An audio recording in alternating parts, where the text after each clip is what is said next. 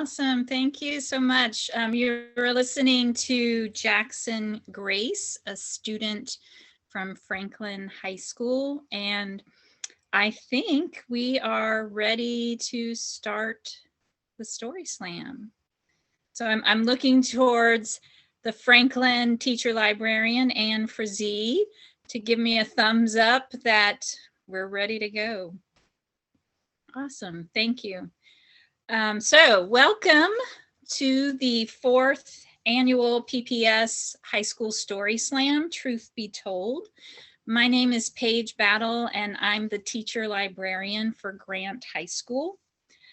I want to thank our students, judges, teachers, and audience members for logging on tonight in virtual support and celebration of storytelling, an art form that is very near and dear to my heart. So in 2017, PPS high school librarians came together and decided that since several schools were already hosting their own story slams in their libraries, that we should send our winners on to a district level competition, and thus Truth Be Told was born. So some of you in the audience, you love stories just as much as I do, and you have been to many of these events, but maybe for some of y'all, this is the first time watching a story slam. So you might be wondering, how does a story slam work? So our storytellers, the slammers, have 5 minutes each to tell a real and true story about something that has happened in their life, and it's based on a particular theme. So the theme for 2021 is borders. At the 5-minute mark, they will hear a gentle note from our student musician, Jackson. So let's get an example of that. Jackson, what will they hear at 5 minutes? Nice and gentle. However, if those students go over the 6-minute mark, because you're given a 1 minute grace period, but if they go over that 6-minute mark, then they are going to be hearing Jackson send out a percussive distress signal. Bad. That means you need to stop talking. So if they do hear that distress signal, sadly, that means that there will be 1 full point deducted from their total score. So speaking of points, after each story told tonight, our judges have the unenviable responsibility of assigning scores to each performance. So the judges are evaluating each storyteller on voice, hook, audience contact, story structure, and theme. And while the point of storytelling is not about points, it's about the storytelling.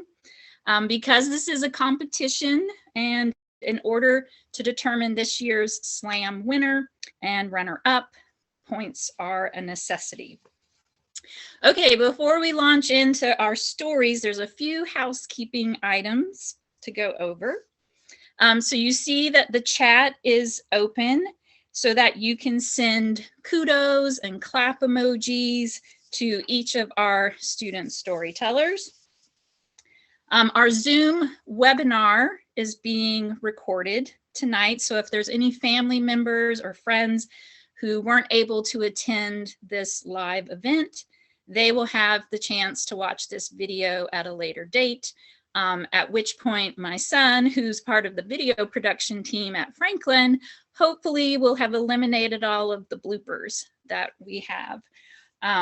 So earlier in the day, each storyteller's name was put into a hat and was drawn out at random so that we could determine the order that the students will be unmuting their mic and being the focus on camera so that they can share their stories with us.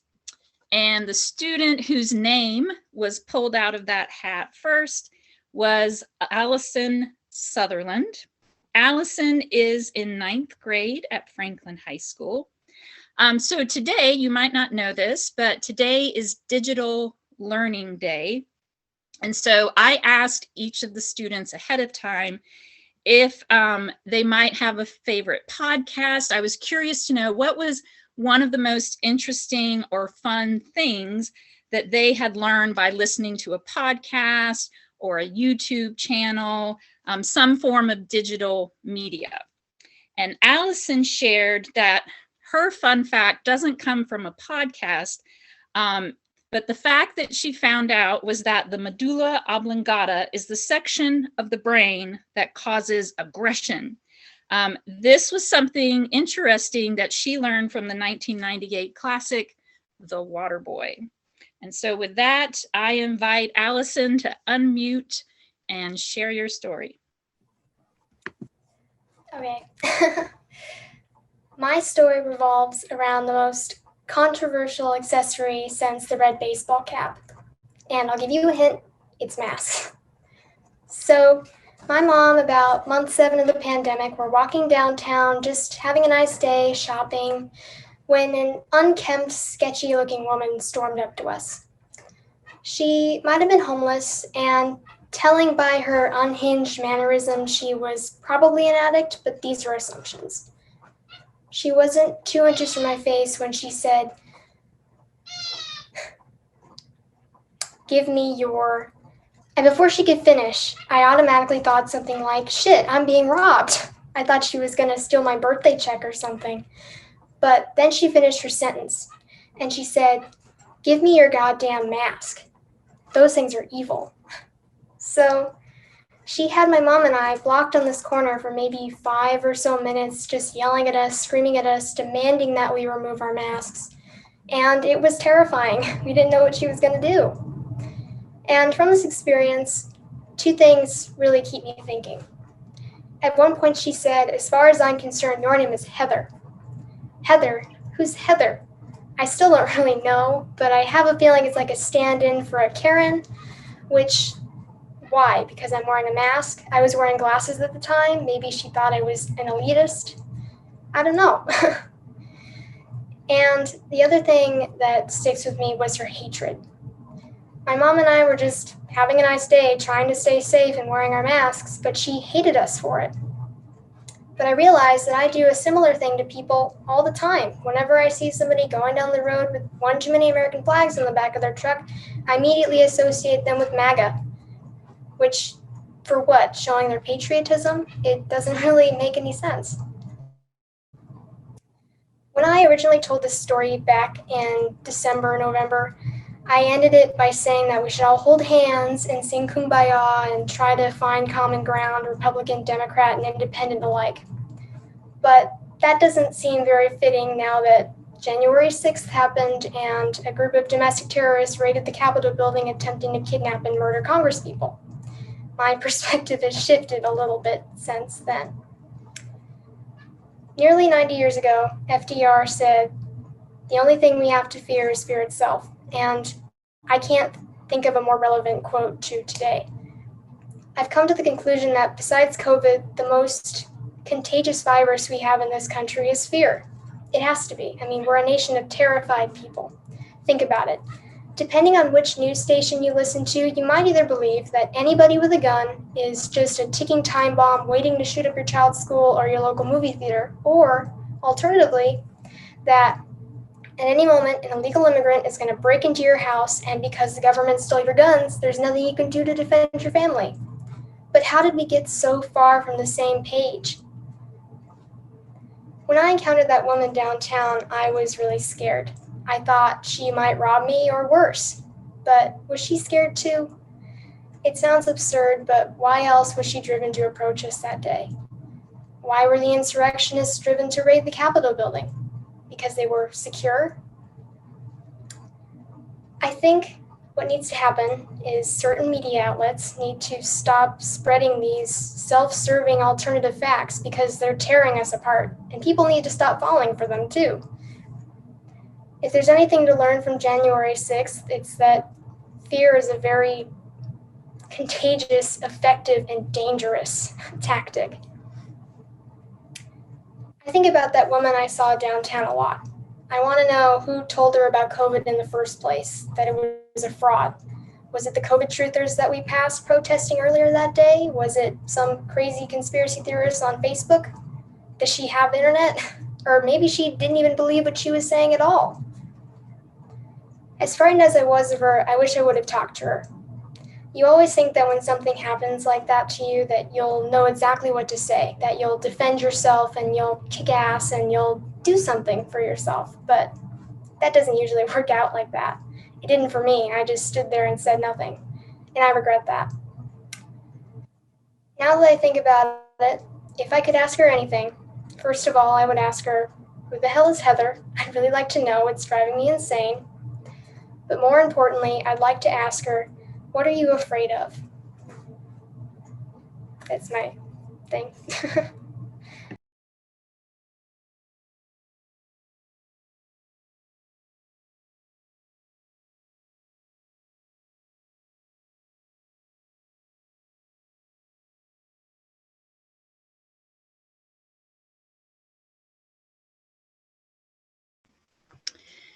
So while we wait for the judges to get their scores completed, Jackson's going to be playing some musical interludes throughout the evening. So take it away, Jackson.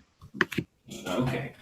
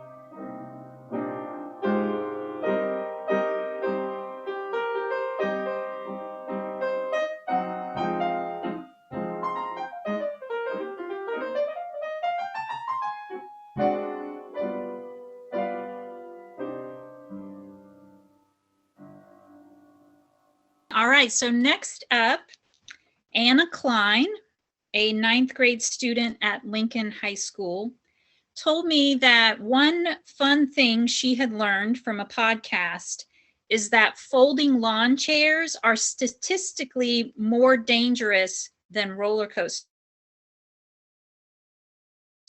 That she found that awesome fact from. I do know there is a podcast called Lawn Chair Profits that have debated what is the worst type of donut and the greatest TV theme song of all time. But with that fun fact, we bring Anna to the camera and unmute your mic.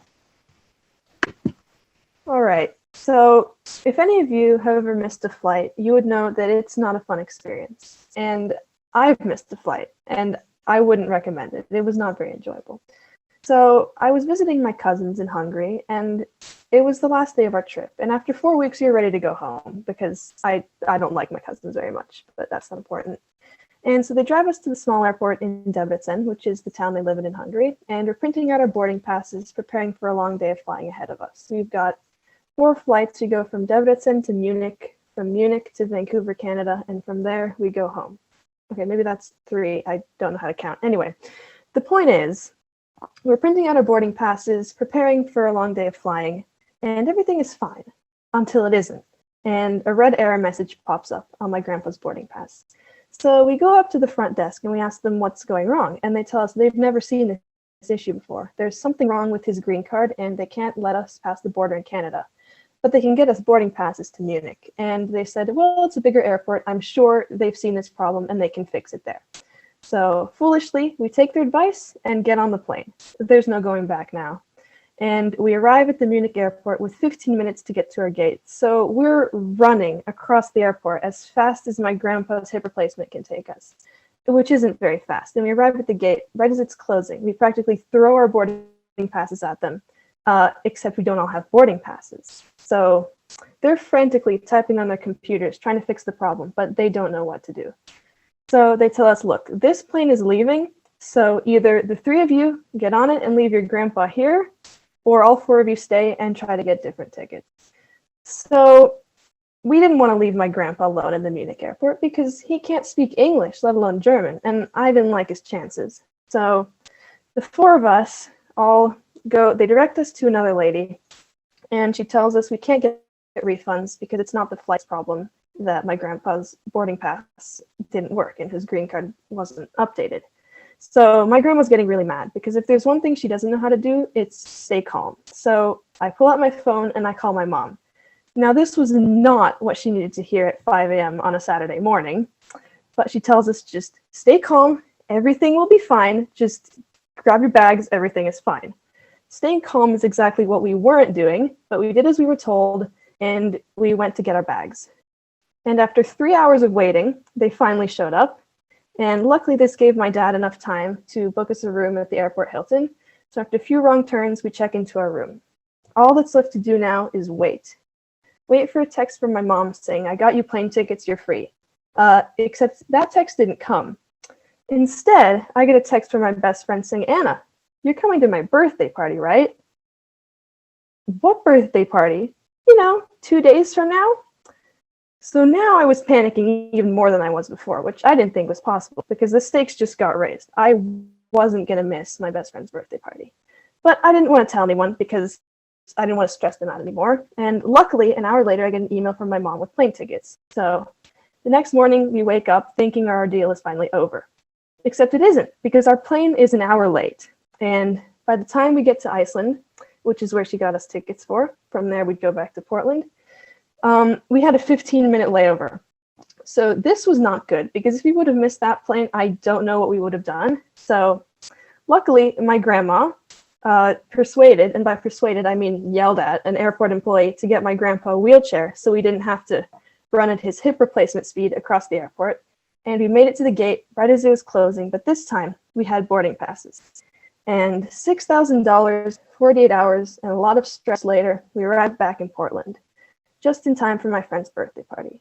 And by just in time, I mean just in time, because her party was at noon and we arrived at 9. So I showed up completely sleep deprived, completely jet lagged, and without a present. But the party was fun at least, and I learned a few things as well. One, I learned that I'm surprisingly good at handling myself in stressful situations. I mean, considering that I was in 6th grade and I kept my grandma from getting a heart attack, I'd say that was a win. And the more important thing I learned is that I don't ever want to travel with my grandparents. Like, just no. At least not without my mom and dad there to fix things when we ruin them.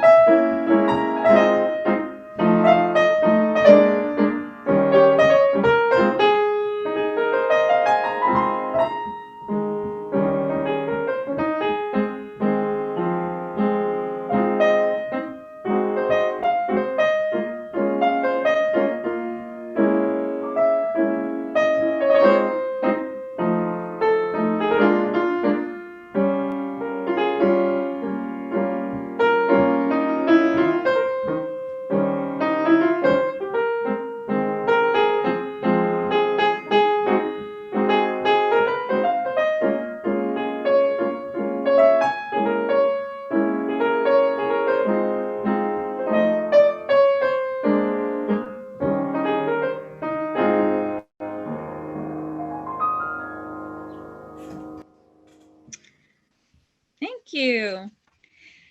All right, our next storyteller, Abdul Al-Masri, is a sophomore at McDaniel High School.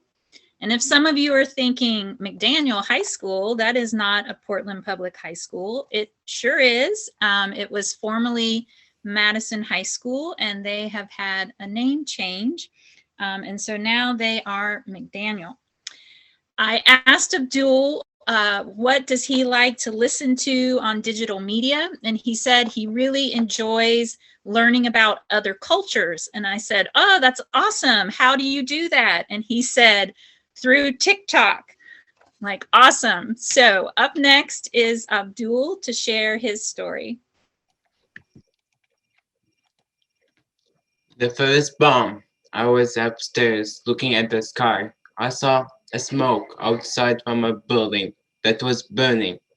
I thought that something had caused a fire, but it was a bomb that exploded. That was the first time. After I watched the fire for a few minutes, my brother Seth came to me and pulled me downstairs, and a bullet whistled between us so fast we couldn't see it. The war in Syria started when I was 7 years old. To this day, war is still happening there. Before the war, Syria was a unique place for everyone who came to our country. The mountains, the trees, the rivers, the weather, all attracted people from all over the world.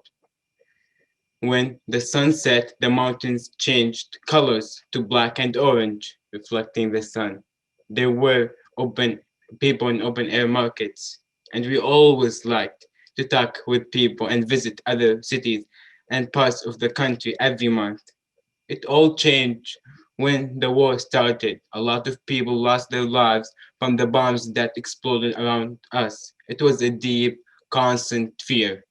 Each time there was a bomb in the middle of the day or at night, we didn't know where the bomb would fall or if it would fall on us. It was an everyday fear, a paralyzing fear. There were stores that were bombed and damaged to the point that only the walls were standing. Nothing there, no groceries, nothing in the markets, all burnt like a piece of cake that had been lost for years. And then, one day, my dad decided we would leave Syria very quickly without even discussing it with my mom. My brother Sif and I were scared and we wanted to leave Syria.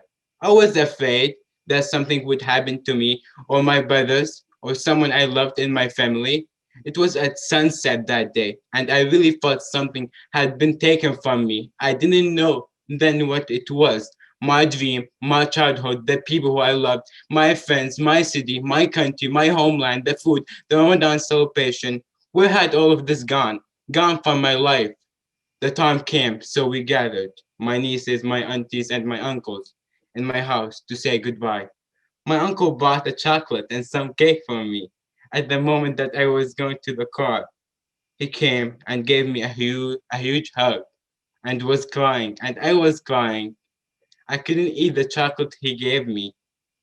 When I opened it, I didn't feel like the taste of the chocolate was like before. I felt it wasn't something that I could hold in my stomach. I didn't like it. I was 8 years old. So there we were in the car, my mom, my brother Seth, and my sister and I, and the taxi driver, and we drove over the mountains and landslides. And it was very green. I didn't feel anything. We drove to the home of a family and ate there and shared information. I was a child and I was tired and don't know what they talked about. I started feeling sad. I ate the last food that I ate in Syria. It was rice with chicken and soup. We had peas in the rice, just how I liked it. And then we crossed into Jordan. It was night.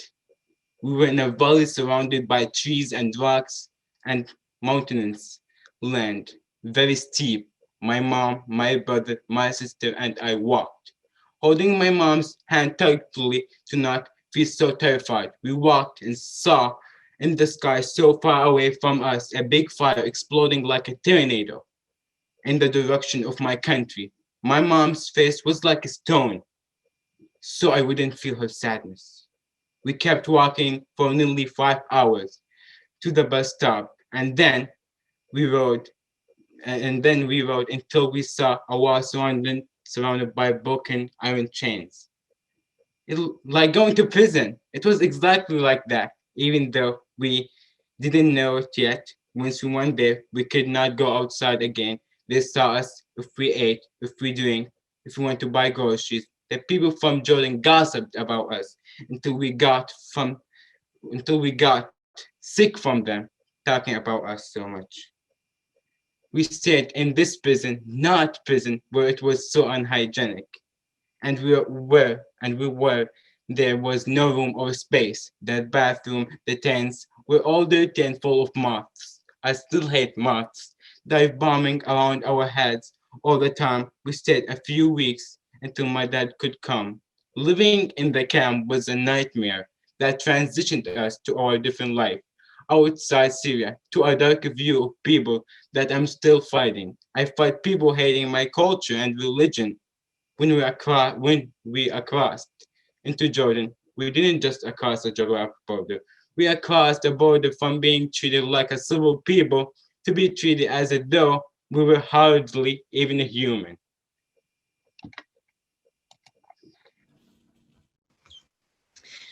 All right, our next storyteller, Jordan Demoff, is a senior at Grant High School. Jordan enjoys listening to the YouTube channel Overly Sarcastic, which I think has an awesome name. And Jordan enjoys listening to this channel because they make videos about myths, literature, and history. And their tagline is, "Learning can, in fact, actually be enjoyable, despite what prior experiences you might have had." All right, Jordan, take it away.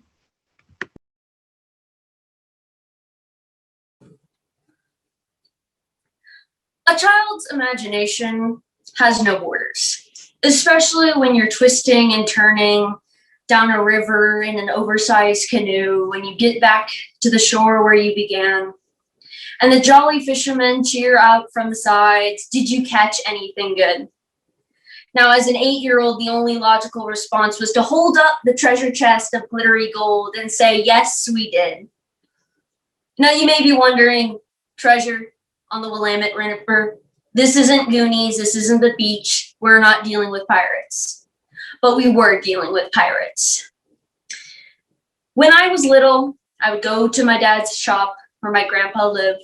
We would go into the basement, and if you've ever flown in a basket spaceship before, you know that a child wants to play in an oversized canoe. We would sit in the canoe all day, go down imaginary waterfalls that would be caught at last second and be freed from the impending doom. We would go fishing and catch fish that I'm pretty sure don't exist. Mostly because they're pink and polka dotted, but that is beside the point. We would take that haul and go back to the bank where I'd throw out the anchor and we would go back to shore. We would sit at the little rickety table and make up a dinner that was always delicious, being that it was made by an 8-year-old and their imagination. We would continue, and one day I left the tiny little skewers that we used as paddles, and when I returned, they were not in the same location. So in a moment of brilliance, I knew what was going on. Pirates, Poppy, pirates had stolen our paddles. And thus the adventures had begun. Every time we went down to the basement, it turned into not, "Poppy, can we go play in the canoe?" but, "Poppy, can we go see if the pirates came?" We would go down there and there'd be a mix of trinkets, whether it was fish, tiny rocks, or even a few little shells. Eventually, one day, we go down and I do my parole. I'm checking the cupboards that are way too high to reach, under the tables and in the bathroom, and finally, in the giant green canoe, a little scrolled up piece of paper that I unraveled to find a map of the Willamette River and an X that marked the spot. It took a little explaining for obvious reasons, but we had figured out the pirates had left us a message, that there was treasure now to seek. The imagination of an 8-year-old was running rampant through the streets, and now the adventure had gone beyond the borders of this basement. After that day, I constantly called Poppy saying, when can we go on this adventure? When can we finally find this buried treasure? Eventually, it got to the point where he had to tell me that the river had risen because of the Portland rain. You know, the thing that deteriorates all of us, that doesn't let us go outside sometimes. I was crushed, and my thirst for adventure was not quenched. Then, eventually, when the rain passed and the skies cleared into a crystal blue, we went out onto the Kelly Point and rode down the river, twisting and turning until we got to the jolly fishermen along the banks asking what we were doing. We said we were looking for treasure, and for obvious reasons, they laughed. We continued on our path, pointing at blue herons and different crooks in the river, the toppled trees, that's where the pirates said the treasure would lie. We kept going and going, my mind fully functioning and running around. We continue on our path and eventually get to the sandy beach where we have to dig up with our plastic shovels that were red and green.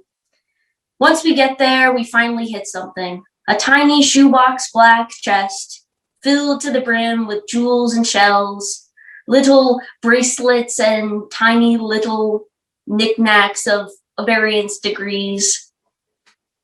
We were excited and taking pictures. We were having the time of our lives. We got back into the oversized canoe and went back down the river, explaining how will we tell Mom that we just found buried treasure. We continue along our path, pointing at the things we didn't see on the first way round, and got back to the jolly fishermen on the bank, asking, did you catch anything good? Where I eagerly say, yes, we did. And not only did I catch a treasure chest full of most likely worthless doubloons, tiny little scraps of jewelry, and tiny little shells that I will keep under my bed until I die, but I also caught the memories that beyond the borders of my imagination will continue to live on forever.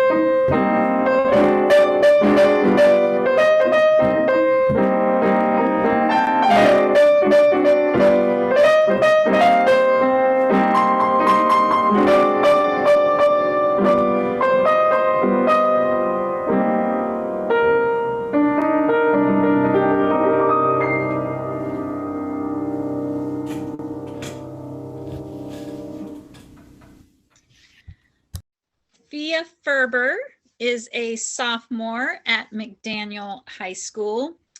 Thea has 2 podcasts that she really enjoys listening to, The Maintenance Phase and You're Wrong About. She likes listening to these podcasts because she learns all the new health trends and learns about all those incidents in history that we all don't quite remember the details to. All right, Thea, take it away. How can I possibly upstage that walk-off? That was fantastic. Okay. Hi, my name is Thea. My story is about the border between me and my little sister Ella. She was born 10 years ago now. I was 5. Honestly, I don't know if I even liked her at first. I remember being a bit jealous of how much attention she got from my dad and stepmom. I can't say it got much better from there. Now the little gremlin shared her room with me. She wasn't a pleasant roommate either, kicking and biting and screaming day and night. Who would choose to bring this kind of demon into their home? Where did they get her? The little demon was 5 when my dad and stepmom moved houses for the first time as a family. It was a bigger house, but we still ended up as roomies. She somehow managed to get the bigger bed too, even though she was 3. We spent 2 more years in cohabitation, and it definitely got closer, but she was still a booger-eating kindergartner, and I was quickly shifting from elementary to middle school life, which was a roller coaster of physical and emotional changes. I have to say, I'm embarrassed about the way I treated her then. I didn't do anything cruel, but I wasn't very nice to her. That was a pattern that continued from the ages 8 to 11. Little tween me just couldn't help it. This child had just popped into existence, and now I had to be a big kid. At the time she was born, my mother had no children other than me. I was very much an only child. Things have changed since then, and now I have 2 adorable little brothers as well, who I love very much. The role shift from being 5 in the center of every adult's attention to the one who had to look out for the center of every adult's attention was not one I immediately adapted to.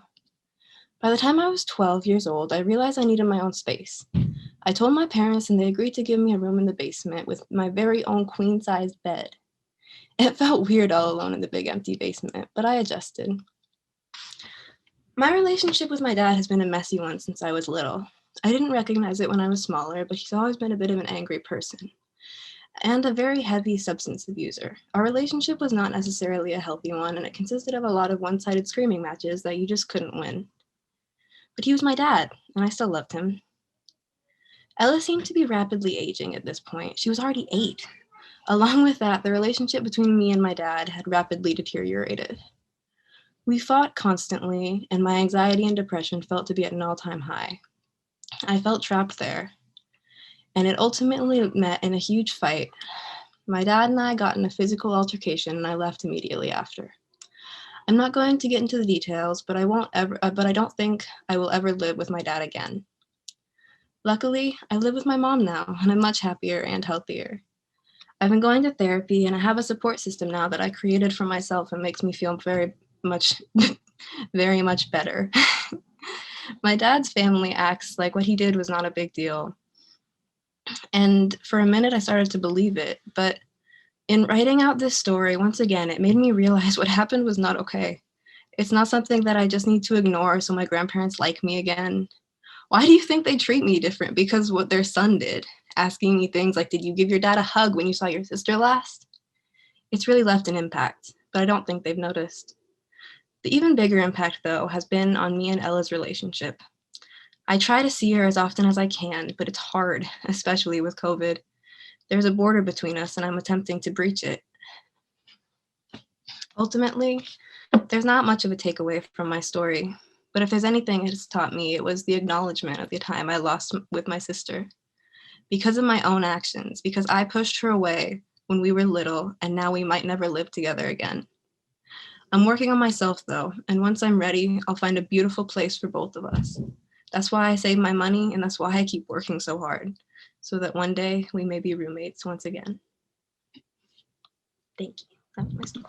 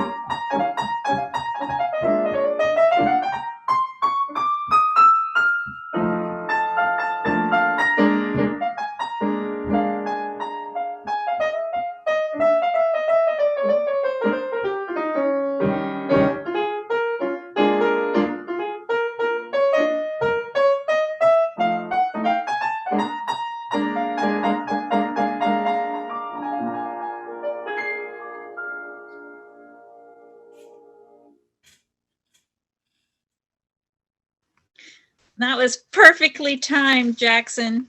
I really appreciate you being here tonight because you are saving me from doing a lot of verbal tap dancing. I will admit to doing a little soft shoe physically, but I appreciate that you're here to get us from story to story. Alana Anderson is also a Franklin High School student, a senior. Alana enjoys videos posted by Karen and Skylar, who are a YouTube couple, and they have a motto, stay true. That's one thing that Alana has held onto and gotten from this lovely internet couple. All right, Alana, you're up. I'm shy, really shy.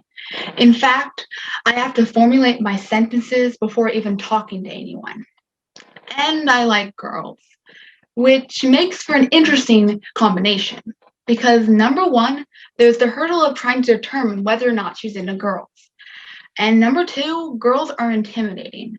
Trying to talk to two beautiful eyes and a flawless face, oh dear. It feels like there's a glass wall between me and meeting new girls. They can see me, I can see them, but we can't quite get to each other. It's like there's a border between us.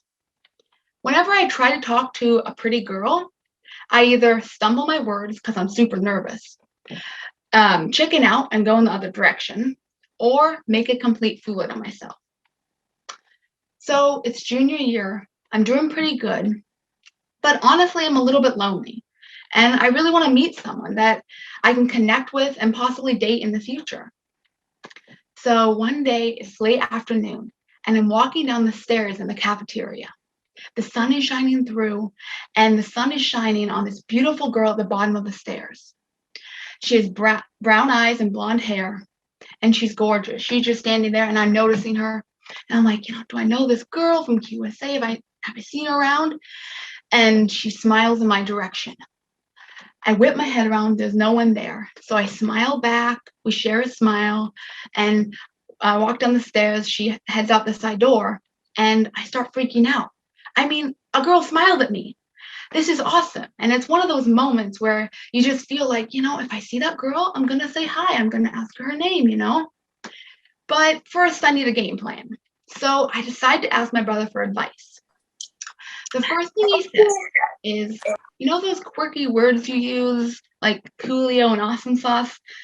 I wouldn't really use those in front of a girl. I'm like, okay. And he goes on and on about how I have to just go with the flow, not think, just do. And not think and just do. And I'm getting really nervous at this point. I mean, this does not sound feasible for me. I get nervous before even going up to a girl, and even the notion of wanting to talk to this girl in the near future is scaring me. So the next day, I'm walking up the stairs to the area above the lobby in our school, and I see the girl at lunch, and she's eating lunch with her 5 friends. Now, I'm going to be a little honest. 5 friends is intimidating. They're in a lively conversation. I'm like, oh my gosh, but I start walking up to them, and I'm trying to veer in the direction of where the girl is. And I start kind of awkwardly shuffling down the hallway because she's at the bottom line of her friends. And I get out my phone and I start scrolling through my fake Instagram because fake it till you make it is my best bet. So I'm, fake scrolling, shuffling, and I make eye contact with her. I'm about to wave. I have my hand up, and the bell rings. And my phone flies from my hands and lands in the middle of the hallway like a scene from a movie titled "She Never Gets the Girl." And the girl is getting up and leaving. And I'm like, I could either go after the girl or I could get my phone. I stop traffic awkwardly. I snatch my phone, put it in my pocket, and turn around and decide to go the other way. And I see this cloudy vision of my brother at the end of the hallway, other end of the hallway. And he's just shaking his head at me. And I'm like, I can't take this anymore. Screw this. I'm going to go talk to that girl. That's the last thing I do. I usually don't get confidence like this, but when I do, it's something big. So I start semi-jogging down the hallway. I see the girl at the bottom of the hallway. I start dodging between people because it's super busy. I'm like a football player, I'm like, I get to the girl. I'm about to say hi. I'm like in the moment, and then she's gone. She turns the corner and she's gone. I never saw that girl again. And then the pandemic hit, and that glass wall was up more than ever. I talked to some amazing friends and had amazing connections, but I realized that in that moment, the only thing that was holding me back was using my voice, and that silence was hurting me. I'm going to college next year, and believe it or not, I'm actually going to talk to people. I'm going to use my voice and say hello, because I've learned that silence hurts me and overthinking hurts me, and it's not worth hiding behind a glass wall anymore. Thank you.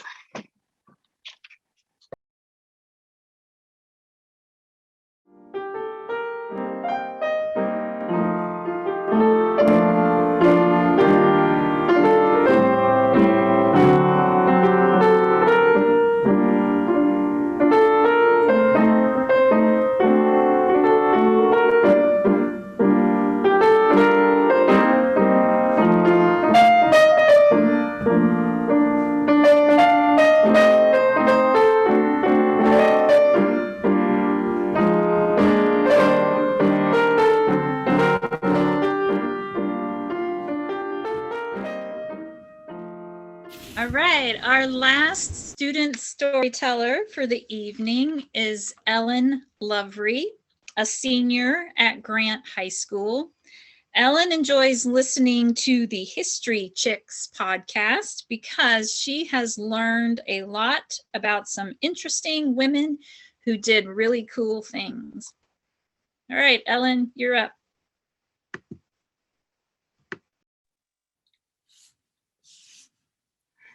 There's a line in a Taylor Swift song that I find myself thinking about sometimes. Well, really, there are lots of lines in lots of different Taylor Swift songs that I think about all the time, but I'm going to tell you about this one in particular. The line goes, "You make me so happy, it turns back to sad." And I think that's a really particular feeling that we can all relate to in some way, that border between happiness and sadness.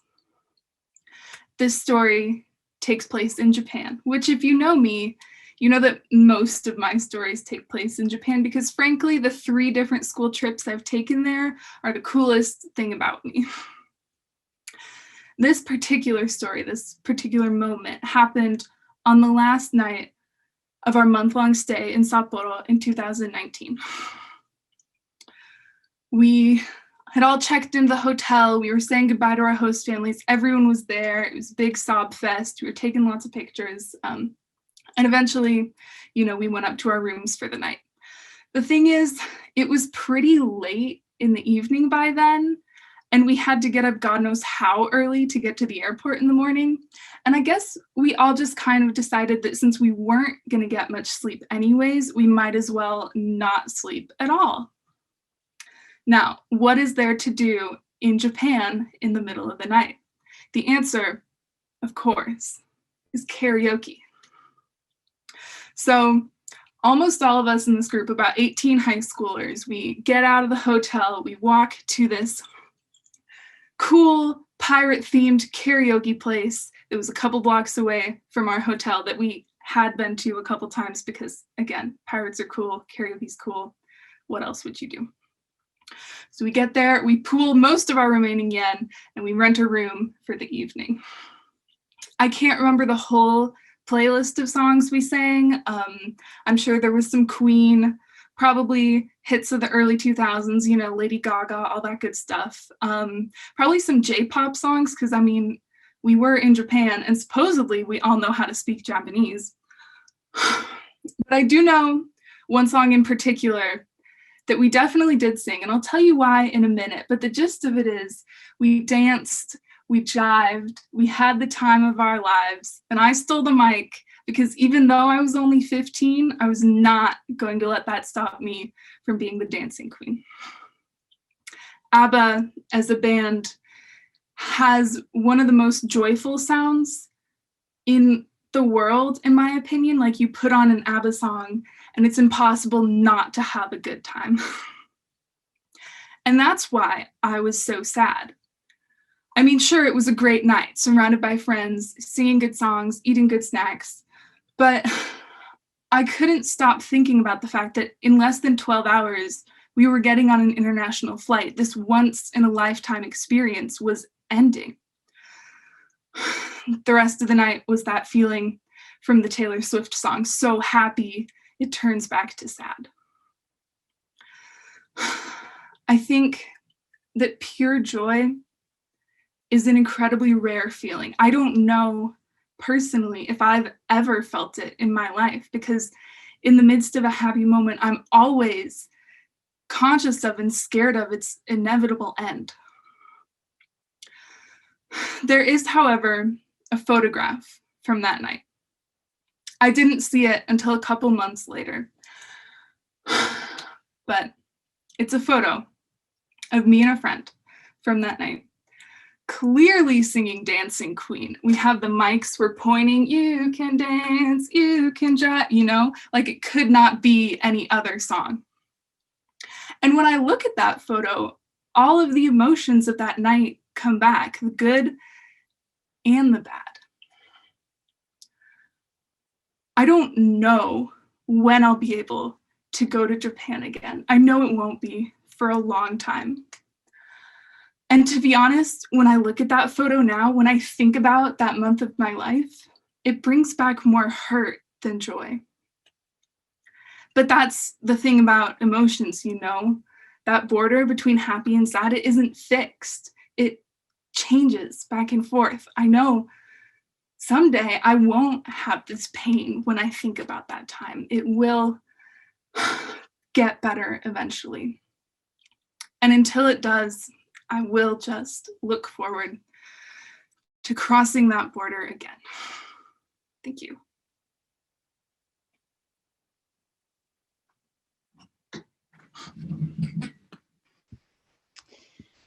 So now the time has come for our math geniuses to work their final math magic and determine tonight's point totals.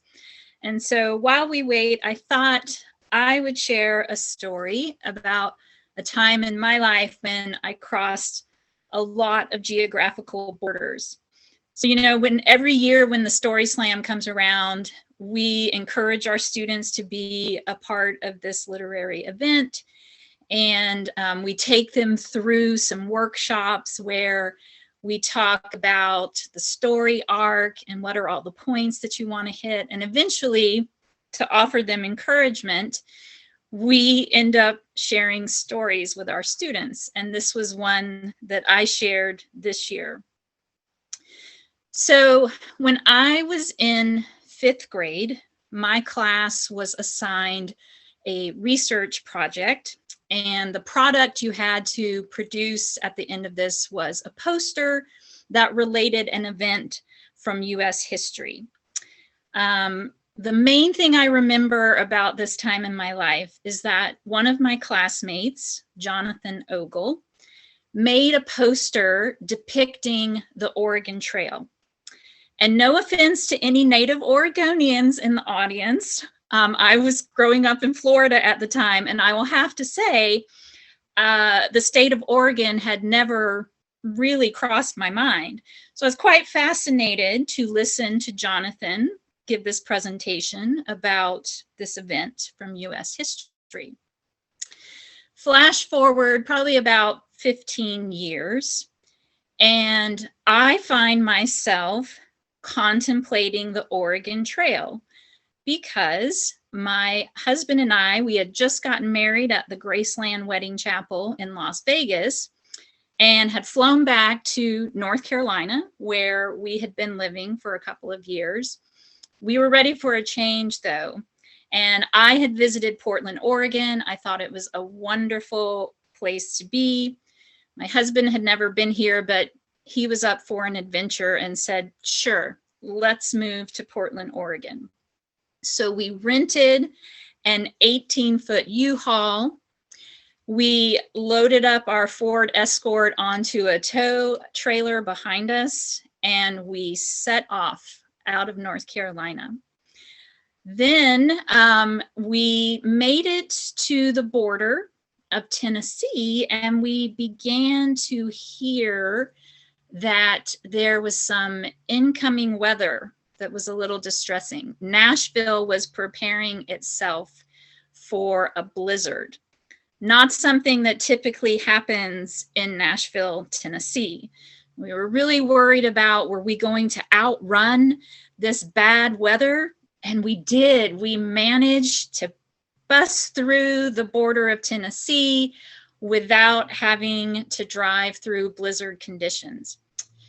On we went into Kentucky, Indiana, Illinois, Missouri. Everything seemed to be going really well, which was surprising because we had gotten married at the end of January and this trip was happening at the beginning of February. Not the best time to undertake a cross-country move in an 18-foot U-Haul. But we made it to Nebraska, into Colorado, just the edge of Colorado, because we were stopping to see some cousins of mine. And then we headed out on through Colorado, and that's when things started to take a turn. We were driving through a patch of mountains and started to drive through whiteout conditions. And so for a person who grew up in Florida, whose husband had always lived on the East Coast, this was not something that we were used to. And it was at that point that I really started to remember some of the details from Jonathan's presentation, namely the part about what happened to some of the people on the Oregon Trail, namely the Donner Party. This was not a good mindset to have, trying to make it through this state where I saw one exit to a place called Devil's Pass, and I thought, aptly named, because I feel like I am in hell. But we made it out of Colorado, got into Wyoming, seemed to be great, only to go through a patch of high winds that had not been experienced in that state in decades, on into Idaho, and finally to Oregon. And I thought, oh, we are almost home. The year, I should mention, was 1996. And for those of us in the audience who are old enough to remember, there was a pretty catastrophic weather event that happened that year, which was the flooding of the Willamette. Honestly, when we pulled into town, I just thought, are the elements trying to tell me something here? But luckily, just as we made it into town, downtown was sandbagged, businesses were saved, the rain stopped. I had crossed this border into the city that has now been my home for the last 25 years. And I was very grateful to have not met the fate of many of those participants that Jonathan told us about way back in 5th grade. So that's my story of really enjoyed hearing the stories tonight from our different student storytellers, all the borders that they've crossed, whether they were geographical, metaphorical, familial, imagined. They've all been really great to hear. So while we wait just a little bit longer, I'm going to ask Jackson if he wouldn't mind playing us just a little bit more music. Sure thing.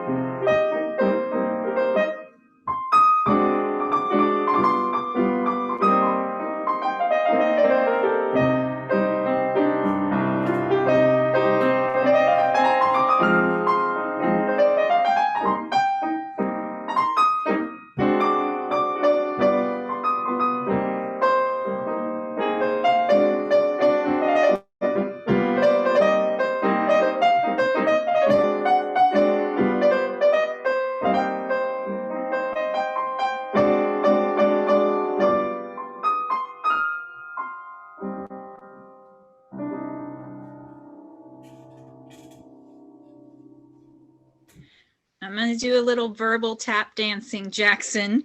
We're still waiting, but I just wanted to take a moment to thank the judges who were with us tonight, Darshanpreet Gill, Inie Weisberg, and Gretchen Brooks.